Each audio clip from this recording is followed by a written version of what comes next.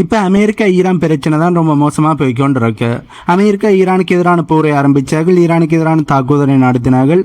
பதிலடியாக ஈரானும் பயங்கரமான தாக்குதலை நடத்தி அமெரிக்காவை திணற வச்சு அமெரிக்காவை ஈரானை சீஸ்பயருக்கு வர சொல்லி கெஞ்ச வச்சார்கள். இதுக்கு பிறகு 2 கிழமை சீஸ்பயர் போடப்பட்டு இப்ப சீஸ்பயர் ஆனது முடிய போகுது. இந்த நேரத்தில் அமெரிக்காவோட பிரசிடண்டாக இருக்கிற டொனால்ட் ட்ரம்ப் அவர்கள் கால வரையறையற்ற சீஸ்பயரை நான் கொண்டு வரேன், போர் நிறுத்தத்தை கொண்டு வரேன் என்று சொல்லியிருக்கார். பட் இதற்கு ஈரான் எப்படி ரியாக்ட் பண்ண போறார்கள்? இதற்கு ஓகே சொல்வார்களா?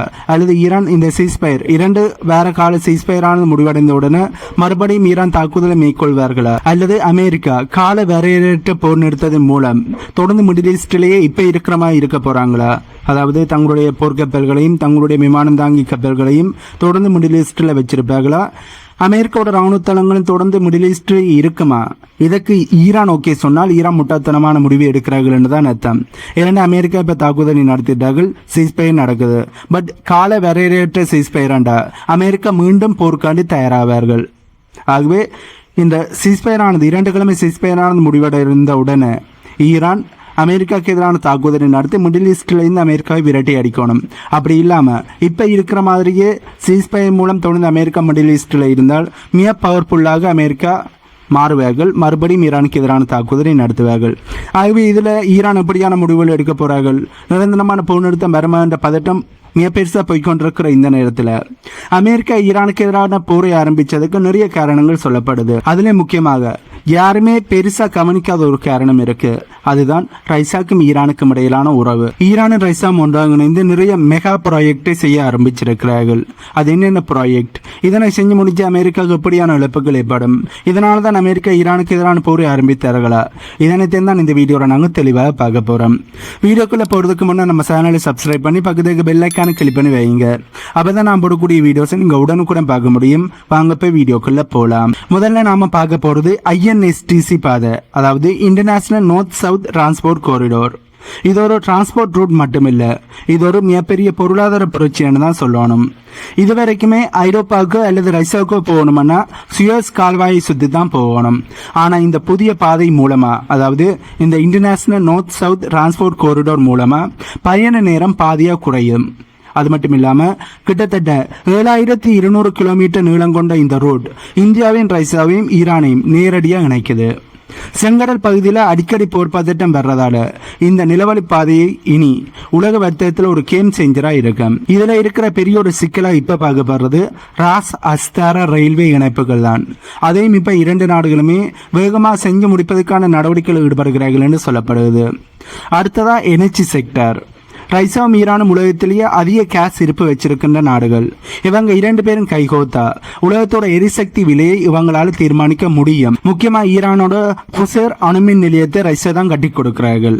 இது வெறும் மின்சாரத்துக்காக மட்டும்தானா என்று மேற்குலக நாடுகள் சந்தேகத்தை தெரிவிக்கிறார்கள். அது மட்டும் இல்லாம ரஷ்யாவோட எரிவாயுவை ஈரான் வழியா மற்ற நாடுகளுக்கு கொண்டு போக கேஸ் கப் திட்டத்தில் பல பில்லியன் டாலர்களை முதலீடு நடக்குது.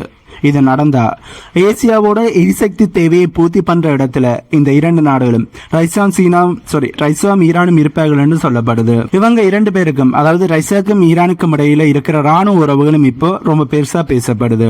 2025 கடைசியில இந்த 2 நாடுகளுமே 20 வருஷ ஒப்பந்தத்தில் சைன் போட்டிருந்தார்கள். இதன்படி ரஷ்யா தன்னோட நவீன சுகை 35 போர் விமானங்களை ஈரானுக்கு கொடுக்கறாங்க. பதிலுக்கு ஈரான் தன்னோட அதிநவீனமான ட்ரோன் தொழில்நுட்பத்தை ரஷ்யாவுக்கு கொடுக்கிறார்கள். இது வரும் கொடுக்கல் வாங்கல் மட்டும் இல்ல, இது ஒரு பாதுகாப்பு. ஒருத்தருக்கு பிரச்சனைனா இன்னொருத்தர் வந்து நிப்பாங்க அப்படிங்கிற ஒரு மிரட்டலான கூட்டணி தான் இது. விண்வெளி தொழில்நுட்பத்திலும் ரஷ்யா இப்ப ஈரானுக்கு நிறைய உதவிகளை செஞ்சுக்கிட்டு இருக்கிறார்கள் என்பதும் குறிப்பிடத்தக்க விஷயம். அமெரிக்கா ஈரானுக்கு எதிரான போரை ஆரம்பித்த பிறகும் ரஷ்யா ஈரானுக்கான இன்டெலிஜென்ட் தகவல்களையும் சேட்டலைட் உதவிகளையும் செய்தார்கள் என்பதும் இதுல முக்கியமா சொல்ல வேண்டிய விஷயமா இருக்கு. அடுத்ததா ரொம்ப முக்கியமான விஷயம், இந்த 2 நாடுகளுமே டாலரை வேணாம்னு முடிவு பண்ணிட்டாங்க. அமெரிக்காவோட டாலர் ஆதிக்கத்தை குறைக்க தங்களோட சொந்த பணத்திலே இப்ப வியாபாரம் பண்ண ஆரம்பிச்சிட்டார்கள். ரஷ்யாவோட மீர் பேங்கிங் சிஸ்டம் ஈரானோட சிதாப் காட்டையும் இணைச்சிட்டார்கள். இதனால இவங்க இரண்டு பேருக்கும் இடையில நடக்கிற பண பரிவர்த்தனையை அமெரிக்காவால் தடுத்து நிறுத்த முடியாது. இது மற்ற நாடுகளுக்கும் ஒரு பெரிய ஒரு முன் உதாரணமாக அமையக்கூடிய வாய்ப்புகள் இருக்குன்னு சொல்லப்படுது. சரி, இப்ப முக்கியமான ஒரு கேள்விக்கு வருவோம். இதெல்லாம் நடக்கிறதால அமெரிக்காவுக்கும் ஐரோப்பிய நாடுகளுக்கும் என்ன நஷ்டம் பெறப்போகுது? ஏன் அவங்க இதை பார்த்து இவ்வளவு பதறாங்க, பயப்படுகிறார்கள்? ஏன் அமெரிக்கா இதையும் ஒரு காரணமாக காட்டி ஈரானுக்கு எதிரான தாக்குதலை நடத்தினார்கள்? அந்த அளவுக்கு இது பெரிய விஷயமா என்ற கேள்வி உங்களுக்கு எழும்பும். இதை புரிஞ்சிக்க ஒரு 4 முக்கியமான விஷயங்களை நாம பார்க்கணும். முதலாவது, டாலரோட வீழ்ச்சி. அமெரிக்காவோட மிகப்பெரிய ஒரு பலமே அவங்களுடைய டாலர் தான். உலகத்தில் எந்த ஒரு நாடு எதை வாங்கணும்னாலும் டாலரில் தான் காசு கொடுக்கணும். ஆனால் இப்போ ரஷ்யாவும் ஈரானும் எங்களுக்கு டாலர் வேணாம், எங்கள் நாட்டு பணத்திலே நாங்கள் வியாபாரம் பண்ணிப்போம்னு சொல்லிட்டாங்க. இது ஆரம்பத்தில் சின்ன விஷயமா தெரிஞ்சாலும் இது மற்ற நாடுகளுக்கும் ஒரு தைரியத்தை கொடுக்குது. டாலரோட தேவை குறைஞ்சா அமெரிக்க பொருளாதாரம் மிக பெருசாக சரிவை சந்திக்கும். இதுதான் அமெரிக்காவுக்கு இருக்கிற முதல் பெரிய ஒரு பயமாக இருக்கு. இரண்டாவது, சாங்ஷன் ஃபெயிலியர் அடையும். அமெரிக்கா ஒரு நாட்டை தண்டிக்க நினைச்சா அந்த நாட்டு மேல பொருளாதார தடைகளை போடுவார்கள். இதனால அந்த நாடு யாரோடையும் வியாபாரம் பண்ண முடியாது, திவாலாகிடும். ரஷ்யா மேலையும் ஈரான் மேலையும் ஆயிரக்கணக்கான தடைகளை அமெரிக்கா போட்டு வச்சிருக்காங்க. ஆனா இவங்க 2 பேருமே கைகோத்து தங்களுக்கு தேவையானதை ஒருத்தருக்கு ஒருத்தர் மாத்திக்கிறதால அமெரிக்காவோட தடைகள், அந்த தடை என்ற ஆயுதம் இப்போ மழுங்கி போயிருக்கு. நீ தடை போட்டு எங்களுக்கு கவலை இல்லைன்னு இவங்க காட்டுறது மேற்கத்திய நாடுகளோட அதிகாரத்துக்கு விடப்பட்ட சவாலாக தான் பார்க்கப்படுது. மூன்றாவது, எனர்ஜி மோனோபோலி. ஐரோப்பிய நாடுகள் ரொம்ப காலமாக ரஷ்யாவோட எரிவாயுவை நம்பித்தான் இருந்தாங்க. ரஷ்யா உக்ரைன் போருக்கு பிறகு அதை ஐரோப்பிய இனமானது நிறுத்த ஆரம்பித்திருந்தார்கள். ரஷ்யாட்ட கேஸ் கஜானைகளை வாங்குவதை பெருமளவு குறைச்சிட்டார்கள். இப்போ ரஷ்யா தன்னோட எல்லா கேஸையும் ஈரான் வழியா ஏசிய நாடுகளுக்கு திருப்பி இருக்கிறார்கள். இதனால் உலகத்தில் எரிசக்தி விலையை தீர்மானிக்கிற அதிகாரம் மேற்கத்திய நாடுகள் கிட்ட இருந்து மெதுவா நழுவி இந்த 2 நாடுகள் கைக்கும் போகுது. அதாவது ரஷ்யாட்டையும் ஈரான்கிட்டையும் போகுது. இதனால் பெட்ரோல், டீசல் மற்றும் மின்சார விலையை இவங்க நினைச்சா ஏற்றவோ அல்லது குறைக்கவோ முடியும். இது மேற்கத்திய நாடுகளோட தொழில்துறையை பெரிய அளவில் பாதிக்கும். மேற்குலக நாடுகளோட அந்த ஆதிக்கத்தை பெருமளவா உடைக்க ஆரம்பிக்கும். இதனால மேற்குலக நாடுகள் மிகப்பெரிய ஒரு தோல்வி அடைவார்கள். 4வது, ராணுவ ரீதியான சவால்கள். ஈரானோட ட்ரோன்கள் உக்ரைன்ல ரஷ்யாவுக்கு பெரிய உதவியா இருந்துச்சு என்பது அனைவருக்குமே தெரியும். அதே மாதிரி ரஷ்யாவோட வான் பாதுகாப்பு அமைப்புகள் S-400 ஏர் டிஃபென்ஸ் சிஸ்டம் மற்றும் சுகோய் போர் விமானங்கள் ஈரானுக்கு போனா மத்திய கிழக்கில், அதாவது மிடில் ஈஸ்டில் இருக்கிற அமெரிக்காவோட செல்வாக்கு மொத்தமாக காலியாயிடும். குறிப்பாக இஸ்ரேல் போன்ற அமெரிக்காவோட நட்பு நாடுகளுக்கு இது மிகப்பெரிய ஒரு பாதுகாப்பு அச்சுறுத்தலை ஏற்படுத்தும். பாதுகாப்பு அச்சுறுத்தல் இல்லை, அவர்களால் சுதந்திரமாக எதையுமே செய்ய முடியாது. அப்படி செஞ்சால் ஈரான் பதிலடியை கொடுப்பார்கள். மற்ற நாடுகளே அமெரிக்காவோட ஆதரவு நாடாக இருக்கின்ற இஸ்ரேல் கைப்பற்ற முடியாது. அங்கே போய் போரை செய்ய முடியாது. இஸ்ரேலை சுற்றி இருக்கிற நாடுகள் மீது போரை செய்ய முடியாது. அப்படி செய்தால் ஈரான் ஏன் என்ற கேள்விகளை கேட்பார்கள். ஈரான் பதிலடியை கொடுப்பார்கள். அது மட்டும் இல்லாமல் ரஷ்யாவும் ஈரானும் தொழில்நுட்பத்தை பகிர்ந்துக்கிட்டா மேற்கத்திய நாடுகளோட இராணுவ தொழில்நுட்ப ரகசியங்களுக்கு அது மிகப்பெரிய ஒரு ஆபத்தாக முடியும். ஏனென்றால் 2 நாடுகளும் மிக பெருசாக தொழில்நுட்பத்தை பகிரும் போது 2 நாடுகளோட தொழில்நுட்பமும் அசுர விதத்தில் வளர்ச்சியடையும். இதனால் மேற்குலக நாடுகளோட தொழில்நுட்பம் ஆட்டங்காண ஆரம்பிக்கும். ஏற்கனவே அமெரிக்காவோட தொழில்நுட்பமே ஈரானிட்ட மண்ணை கவிக்கொண்டு இருக்கும்போது ரஷ்யாவும் ஈரானும் ஒன்றாக இணைந்தால் அது மேற்குலக நாடுகளை முழுமையாக அழித்திடும் என்பதுதான் உண்மை. 5வது, புதிய வர்த்தக பாதை.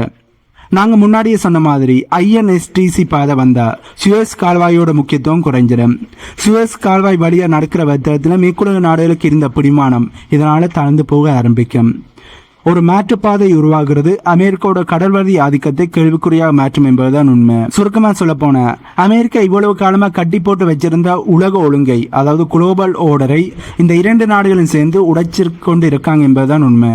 இது வரும் பொருளாதார இழப்பு மட்டுமில்லை, இது மேற்கத்திய நாடுகளோட கௌரவம் மற்றும் அதிகாரத்துக்கு வந்திருக்கிற ஒரு மிகப்பெரிய ஒரு ஆபத்தாக தான் பார்க்கப்படுது. இதனால தான் அமெரிக்கா ஈரானுக்கு எதிரான போரை இவ்வளவு சீக்கிரமாக ஆரம்பிச்சிருக்கிறார்கள். ஆகவே அமெரிக்கா ஈரானுக்கு எதிரான போரை ஆரம்பித்ததுக்கு ஈரானிட்ட அணு ஆயுதம் இருக்குது, சொருவிட்டப்பட்ட யுரேனியம் இருக்குது, ஈரானிட்ட கச்சை எண்ணெய் இருக்குது என்பது முக்கியமான காரணம்.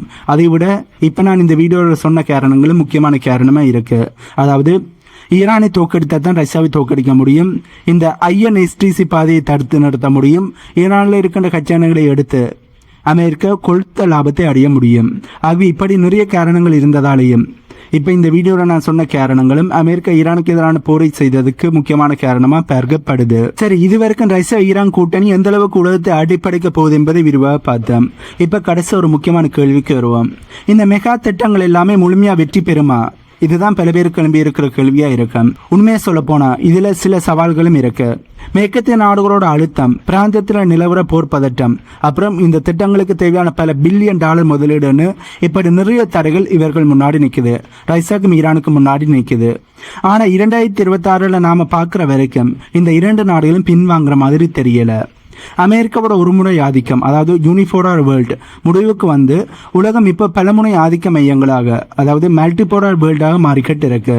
இதில் ரஷ்யா, ஈரான், சீனா ஒரு பக்கம் இருந்தாலும் இந்தியா இதெல்லாம் எப்படி தனக்கு சாதகமாக பயன்படுத்திக்க போகுது என்பதுதான் இப்போ இருக்கிற சுவாரஸ்யமான விஷயமா இருக்கு. ஏனெண்டா இந்த வர்த்தக பாதையால் இந்தியாவுக்கும் பெரிய லாபம் இருக்கு. அதே சமயம் அமெரிக்கா கூட இருக்கிற நட்பையும் இந்தியா விட்டு கொடுக்க மாட்டார்கள். இதனால இந்தியா இந்த வாய்ப்பை எப்படி பயன்படுத்த போறார்கள், எப்படியான நடவடிக்கையில் ஈடுபட போறார்கள் என்பதைத்தான் உலகமானது வேடிக்கை பார்த்து கொண்டிருக்கு. அதே சமயம் அமெரிக்கா கூட இருக்கிற உறவை இந்தியா பகிக்க மாட்டார்கள் என்பது அனைவருக்குமே தெரியும். இதனால ஒரு கத்திமீற நடக்கிற மாதிரி தான் ஒரு ராஜதந்திர ஆட்டத்தை இந்தியா இப்போ ஆடிக்கிட்டு இருக்கு என்பதுதான் உண்மை. இதுல இந்தியா ஒரு பக்கம் காலு தப்பா வச்சாலும் இந்தியாவோட கதை டோட்டலா முடிஞ்சிடும். இந்த உலக அரசியல் சதுரங்கத்துல அடுத்து என்ன நடக்க போகுது? ரஷ்யா ஈரான் கூட்டணி உலக பொருளாதாரத்தை உண்மையிலேயே மாத்திடுமா, இல்ல மேற்கத்திய நாடுகள் இதனை முறியடிச்சிருவார்களா? இதை பற்றி உங்களுடைய கருத்துக்களை மறக்காம கீழே கமெண்ட்ல சொல்லுங்க. இந்த வீடியோவில் நான் சொன்ன தகவல்கள், அதாவது அமெரிக்கா ஈரானுக்கு எதிரான போரை ஆரம்பிச்சதுக்கு இருக்கிற முக்கியமான காரணத்தை பற்றி இப்போ பார்த்துருக்கோம். ரஷ்யாவுக்கும் ஈரானுக்கும் இடையில இருக்கின்ற மெகா ப்ராஜெக்டை பற்றியும் பார்த்துருக்கோம். அதனால மேற்குலக நாடுகளுக்கு ஏற்பட போகிற இழப்புகளை பற்றியும் பார்த்துருக்கோம். ஆகவே இந்த வீடியோவில் நான் சொன்ன தகவல்கள் உங்களுக்கு புதிதாக இருந்திருக்குமென்னு நம்புறேன். இந்த தகவல்கள் உங்களுக்கு புதிதாக இருந்தால் இந்த வீடியோக்கு லைக் பண்ணி நம்ம சேனலை சப்ஸ்கிரைப் பண்ணி பக்கத்துக்கு பெல் ஐக்கானை கிளிக் பண்ணி வைங்க. அப்போ தான் நான் போடக்கூடிய வீடியோஸை நீங்கள் உடனுக்குடன் பார்க்க முடியும். இன்னும் ஒரு புதிதான தகவல்கள் உள்ளடங்கிய புதிய வீடியோவில் உங்களை நான் மீட் பண்ணுறேன்.